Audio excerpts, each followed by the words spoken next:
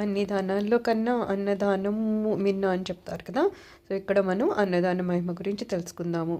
అన్నదః ప్రాణదః ప్రోక్తః ప్రాణదశ్చాపి సర్వతః తస్మాదన్న ప్రధానేన సర్వదాన ఫలం లభేత్. అన్నం తినడం వల్లనే ప్రాణం నిలబడుతుంది. కాబట్టి ఎవరైతే అన్నం పెడతారో వాళ్ళట ప్రాణం పోసిన వాటితో సమానం అవుతారంట. అలాంటి ప్రాణం నిలిపే అన్నదానం చేస్తే కనుక అన్ని దానాలు చేసిన ఫలితం మనకి లభిస్తుందట. అయితే ఇక్కడ కూడా పాత్రత అపాత్రత చూడాలంట. ఎందుకంటే మనం అన్నదానం చేస్తాము, ఎవరైతే ఆ అన్నాన్ని గ్రహించారో వారు ఆ శారీరక శక్తితో ఏ పనులు చేస్తారో, వాళ్ళు పాపం చేస్తే దాంట్లో కొంత భాగము, పుణ్యం చేస్తే దాంట్లో కొంత భాగం మనకు వస్తుందట. అందుకని మనం అన్నం పెట్టేటప్పుడు కూడా కాస్త పాత్రత చూసి పెట్టాలని చెప్తారు. అందుకని పుణ్యకర్మ ఎవరు అయితే చేస్తారో వాళ్ళకి, పుణ్యకర్మలు చేసే వాళ్ళకి మనం ఎంచుకొని మరీ వాళ్ళకి అన్నదానం చేయాలట. అయితే ఇందులో కూడా చిన్న ఇది చెప్తున్నారు. ఎవరైతే మహాపాపాత్ముడు అయినా సరే ఒకవేళ ప్రాణావసాన వేళ అయిపోయింది, అన్నం లేకపోతే ఇంక అతను మరణిస్తాడేమో, అలాంటి సమయం ఉన్నప్పుడు మాత్రం ఖచ్చితంగా మనం వాళ్ళకి అన్నం పెట్టాలంటున్నారు.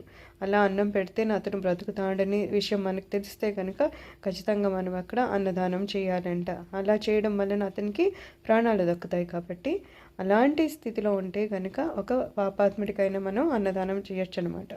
దీనికి మనకి పురాణాలు వేదాలు ఏం చెప్తున్నాయంటో, ఎవరైతే నిష్కల్మషంగా అన్నదానం చేస్తారో వారు స్వర్గంలోని నందనవనంలోనూ, పారిజాత వాటికలోను, కల్పవృక్షాల నీడల్లోనూ ఆ కల్పాంతం అంతా జీవించి ఆనందంగా ఉంటారట.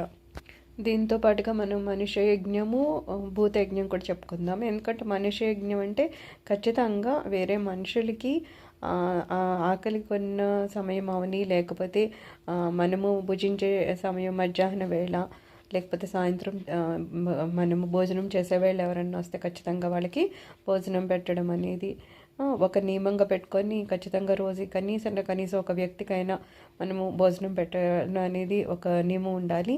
అలాగే భూత యజ్ఞం అంటారనమాట. ఖచ్చితంగా మనం జంతువులకి, అవి వండుకొని తిన్నావు కదా, మనం వండిన వాటిలోనే కొంత భాగం వాటికి మనం ఇవ్వాలి, అప్పుడే అవి బ్రతుకుతాయి. కాబట్టి రోజు నియమంగా ఖచ్చితంగా జీవులకి మనం వండి పెట్టాలి.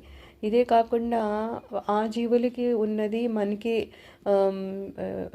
వాళ్ళకు ఉన్న ప్రాబ్లం ఏంటంటే అవి మనలాగా పూజలు అవి చేయలేవు కదా.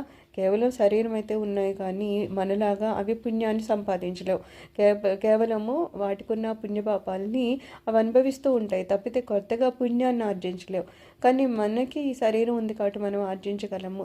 అలాగే వాటికి సహాయం అర్థం మనం ఏం చేయాలంటే, మనం ఎప్పుడైతే భగవంతుని ప్రసాదం నివేదిస్తామో ఆ ప్రసాదంలో కొంత వాటికి పెట్టి ఆ భోజనంతో పాటు పెడితే ఆ ప్రసాదాన్ని గ్రహించి కూడా వాటికి పుణ్యార్జన కూడా అవుతుంది కదా.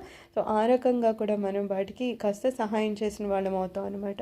సో అన్నదానము ఇన్ని రకాలుగా ఉంటుందట.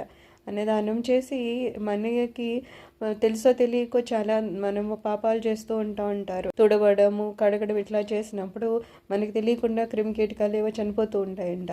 సో అలాంటి వాటిని అవి మనం కావాలని చేయలేదు, తెలియకుండానే జరిగిపోయినాయి. కానీ అలాంటి పాపాలు మనకు చుట్టుకోకుండా ఉండాలంటే ఇలాంటి దానాలు అవి చేయడం వలన వాటి నుంచి మనం బయటపడి స్వామివారి దయ ఉంటే ఖచ్చితంగా మనం మోక్షానికి చేరుకుంటాం అన్నమాట. సర్వం శ్రీ శివచరణారవిందార్పణమస్తు.